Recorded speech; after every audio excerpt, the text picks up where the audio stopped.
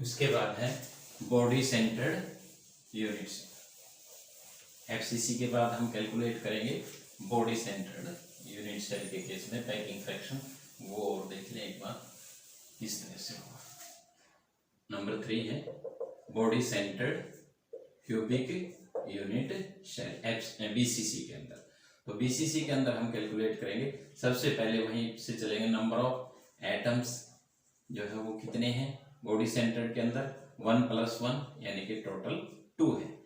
इसी तरह से पैकिंग फ्रैक्शन निकालना है, तो पैकिंग फ्रैक्शन के लिए volume of spheres oblique atoms divide by volume of cube.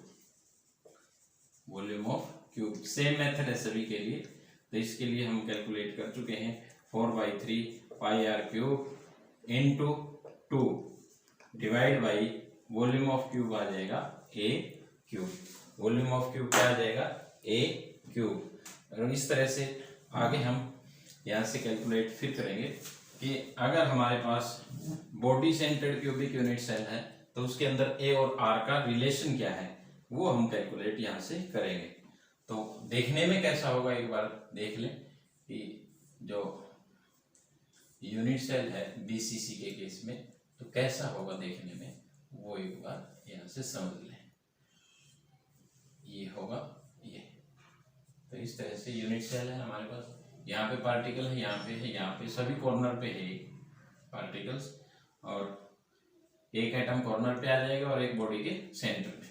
तो देखने में कैसा है मैं एक बार आपको बता देता हूँ कि बॉडी के सेंटर में स्फीयर है और एक यहाँ पे स्फीयर है और एक यहाँ से, इसको समझ ले। ये जो है हमने A मान रखा था पहले ही, यहाँ B माना था, इसको C माना था और इसको हम D मान लेते हैं। और इस तरह से हम इसको जब मिलाएंगे तो ये मिलाने के बाद ऐसा होगा देखने में। तो इस बात को एक बार जरूर समझ लें कि AD जो है वो क्या है, बिल्कुल बॉडी का सेंट्रल डायगोनल है, बॉडी के सेंटर में से पास होकर के जो डायगोनल जाएगा वो है। तो इस तरह से हम AD की वैल्यू निकालेंगे, तो उसके लिए राइट एंगल ट्रायंगल मान लेंगे ACD, और ACD के अंदर ये राइट एंगल होगा ACD, और यहाँ से हम AD की वैल्यू निकालेंगे, और AD की वैल्यू ये निकालनी है तो एक ये लेंथ है एक ये लेंथ है, तो दोनों को क्या कर लेंगे, तो AC² + CD²।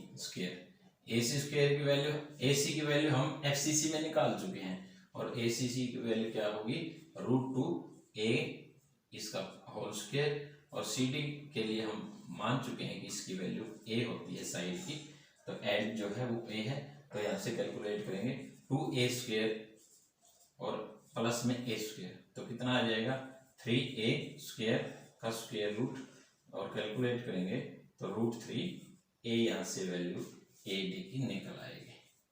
तो ये एक वैल्यू निकली, और दूसरे R के वे से अगर हम निकालेंगे तो मैंने यहाँ पे दिखा दिया कि एक R यहाँ पे है और यहाँ से यहाँ तक 2R है और एक यहाँ से यहाँ तक R है, तो टोटल मिला करके AD की वैल्यू यहाँ से कैलकुलेट करेंगे तो 4R के इक्वल आ जाएगी। तो √3 दोनों वैल्यू बराबर रखेंगे, A = 4R, A = 4R/√3, 4R/√3। इसमें यहाँ वैल्यू पुटअप कर दीजिए, 8/3 πr³ डिवाइड बाई 4R/√3 का होल क्यूब। तो यहाँ से कैलकुलेट करेंगे, तो करो कैलकुलेट, 8/3 πr³ और नीचे आ जाएगा 64R³ इंटू में क्या आ जाएगा, ऊपर चला जाएगा ये 3√3 का क्यूब निकालेंगे तो 3√3 आ जाएगा।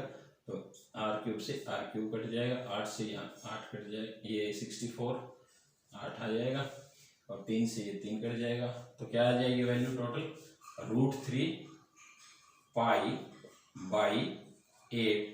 और जब हम इसकी वैल्यू कैलकुलेट करेंगे तो कैलकुलेट करने के बाद इसकी जो वैल्यू है वो आ जाएगी 0.68, और परसेंटेज ऑक्युपाइड अगर हमें निकालनी है तो यहीं से वैल्यू इसकी निकल जाएगी, 100 से मल्टीप्लाई कर देना इसको, 68%।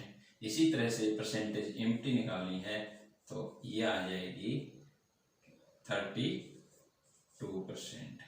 तो ये भी कई बार पूछ लेता है।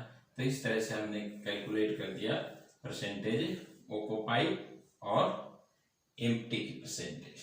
ठीक, तो ये हम बात कर रहे हैं बॉडी सेंटर क्यूबिक यूनिट से।